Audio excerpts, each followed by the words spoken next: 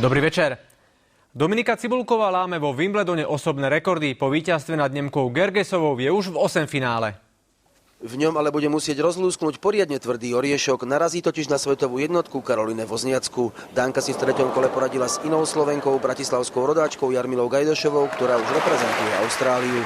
Favoritka prešla zápasom hladko, keď zvíťazila 6-3 a 6-2. S Wozniackou má Cibulková nepriaznivú zápasovú bilanciu v pomere 2-6. Stretnú sa už na 3. z posledných 4 Grand Slamov. V 3. kole vo Wimbledone skončil Karol Beck. So Španielom Ferrerom prehral 0-3 na sety. Svetový pohár vo vodnom slalome má úvodné kolo v slovinskom Tacene. Slováci sa v ňom nestratili. Z 10 slovenských ľudí, ktoré sa presadili v kvalifikácii, sa dnes v Tacene predstavila polovica, no iba 3 bojovali vo finále a všetky v C1. Sklamaním sa to skončilo pre obhajcu vlaňajšieho prvenstva v svetovom pohári Beňuša, keď sa mu ušlo až 6. miesto. Oveľa spokojnejší bol Slavkovský. Ten úvodný skok, ten mám najradšej a tam som si najviac veril a ten ma najviac vyškolil. Ja som veľmi rád aj za 3. miesto. Rovnaké pocity mala Macová, ktorá po nevydarenom semifinále skončila napokon taktiež 3. Som to poistila pre istotu, aby sa nezopakovalo to z prvej jazdy. A ešte boli tam malé chyby, ale ináč spokojná. Úvodné kolo svetového pohára vodných salomárov pokračuje v nedeľu.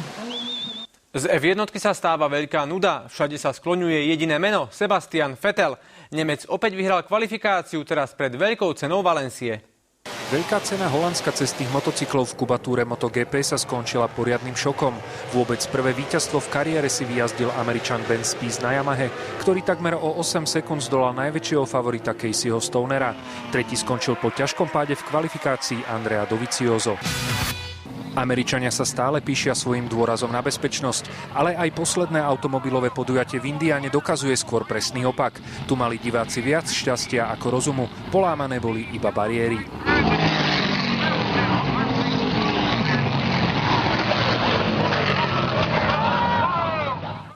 Kluby NHL si v Minnesote vyberali nové nádeje v prvom kole draftu. O našich hokejistov záujem nebol.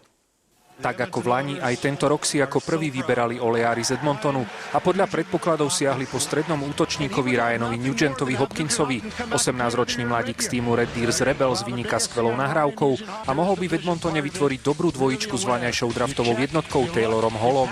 Z európskych hokejistov sú momentálne v kurze najmä Švédi. V prvej desiatke sa ocitli hneď 4 hráči 3 koruniek. Slovenského útočníka Tomáša Jurča si v druhom kole z 35. miesta vybral Detroit Red Wings. Tak som v kutiku duše čakal, že to bude ešte v prvom kole, ale vlastne to je jedno a myslím si, že Detroit je klub, ktorý dáva šancu mladým hráčom a hlavne tým Európánom, čiže som veľmi rád, že to takto vyšlo a je to možno ešte lepšie ako byť a draftovaný v prvom kole. Budúcnosť svetovej cyklistiky sa spája s menami ako Contador, Andy Schleck, Nibali a Peter Sagan. Za 2 roky v cyklistickom profisvete si Peter Sagan vyjazdil neskutočných 11 etapových víťazstiev. Už aj svetová špička ho berie ako konkurenta a jeho sebavedomie je obdivuhodné. Myslím si, že som jedným z nich a nedívam sa na to tak, že niekto tam je majster sveta, alebo niekto vyhral 7 etap na Tour. Najväčšou zbraňou Sagana je smrtiaci finiš. V 21 rokoch je v záverečnom špurte až nadprirodzene dravý. Súperi sú z neho nešťastní. Tam sa nejako situácia nedá premýšľať dopredu, ale človek musí v danej situácii robiť rozhodnutia, čo ide teraz robiť, kde a tak. Takže myslím si, že na to sa musí človek asi aj narodiť. Manažéri jeho talianskeho tímu ho však tento rok na najprestížnejšiu Tour de France prekvapujúco ešte nezaradili. Náš tým ide na Ivana Bassa. Mňa tam poslať ako robotníka, lebo že by som mal vyhrať 1-2 etapy a potom ich nevyhrám, tak radšej byť bez stresu a skúsiť tú Vueltu. Na ďalší rok, ak teda mám tak Tour de France alebo Giro je asi moc ťažké, že moc pre vrchárov, tak dúfam, že na Tour by sa mi mohlo podariť ísť.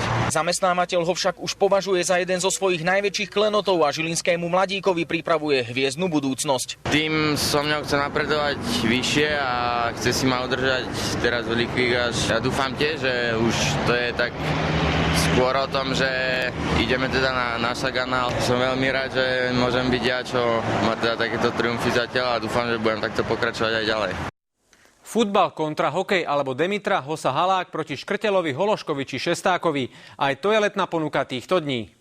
Futbaloví reprezentanti dovolenkujú na exhibícii v Trenčíne, si teda urobili zo zápasu futbalovú vrtuľu. Keď napríklad Hološkovi so Škrtelom pribudli nové spoluhráčky, futbal bolo to posledné, čo ich v tej chvíli zaujímalo, a aby zápas nebol stereotypný, tradičnú loptu vymenili za nafúknutý citrón. Je to mäkké a je to veľké, také mičudo, dá sa povedať. Nekompromisný Škrtel dokumentoval, prečo sa o ňom hovorí, že by sa nestratil ani medzi kolegami z rugby. Keď sa však proti futbalistom postavili hokejové mrakodrapy z NHL, loptokúzelníci vytiahli radšej svoje tradičné zbrane.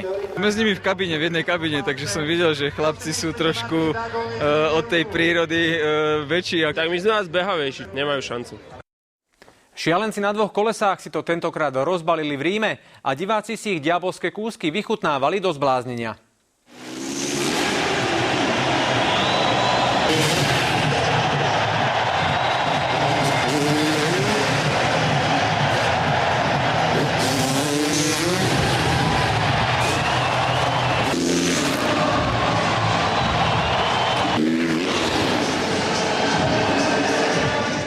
Taký bol dnešný šport. Dovidenia.